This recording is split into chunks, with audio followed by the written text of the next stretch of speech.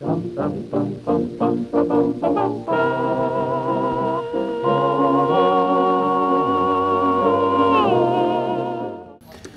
ba tong Kony 2012 na to? At tila yata nagpauto ang buong mundo. Isa itong kampanya para iharap sa batas ang Ugandan warlord na si Joseph Kony na gumagamit daw ng mga minor de edad na tinatawag na child warriors sa pakikipagdigma sa ilalim ng Lord's Liberation Army. Kamakailan, naglabas ang Foundation ng Invisible Children ng isang madamdaming video tungkol sa hinagpis ng mga bata sa Uganda. Dapat daw ay mahuli na at managot sa batas si Kony para sa kanyang mga krimen. Nag-click syempre ang naturang video at ngayon ay nagkaroon ng mahigit 78 million views sa YouTube. Nakakolekta rin ito ng mahigit $13 million na donasyon mula sa iba't ibang sektor sa buong mundo. Wala naman sigurong masama sa paghahanap ng hustisya. Pero gusto kong malaman, bakit ba tumanggap ito ng katakot-takot na batikos? Ito ang problema. Ang foundation ay umani ng katakot-takot na batikos dahil sa maling paggamit daw ng pondo. At hindi lang yun, umani rin ng batikos ang kampanya mismo mula sa mga taga-Uganda. Hindi raw makatotohanan ang bintang ng video. Matagal na raw nawala sa Uganda si Joseph Kony. At ang mas malala, ang may pakana ng video na ito na si Jason Russell ay hindi nakayanan ng batikos at mukhang nabasag na ang pula.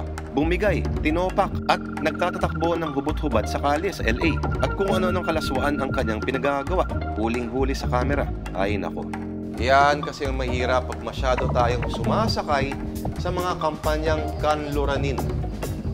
May messianic complex kasi sila eh. Akala ng mayayamang bansa ay nadadaan sa mga gantong klaseng kampanya ang mga problema ng third world. Kung naalala nyo ang USA for Africa noong 80s, hindi rin naman naibsan ng We Are the World ang paghihirap ng mga bata sa Ethiopia at iba pang mga karatig na bansa. Hindi mabubura ng milyong-milyong likes ang gutom at karahasan sa maraming bahagi ng planeta. Pati na rin dito sa atin. Ang dami-daming Pinoy na tila yata hindi na in touch sa kanilang kapaligiran. Ayusin muna natin ang ating paligid bago sumakay sa kung ano-anong gimmick ng mga Amerikano. Ang mundo ay hindi nagtatapos sa YouTube at Facebook. May mga sarili tayong problema. Marami sila. Child warriors. Ayusin muna natin problema ng child labor. Ang problema ng child prostitution. Kony 2012? Tantanan muna natin ang internet at pulihin muna natin si Palparan. Kony 2012 pala. Likes, benefit concerts, benefit albums, ano pa? Gimmick.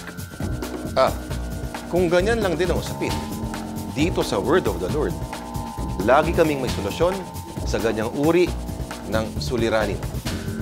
5, 6, 7, 8, Kony 2012, Kony 2012, Kony 2012, Kony 2012, Kony 2012, Kony 2012, Kony 2012, Kony 2012, Kony 2012, Kony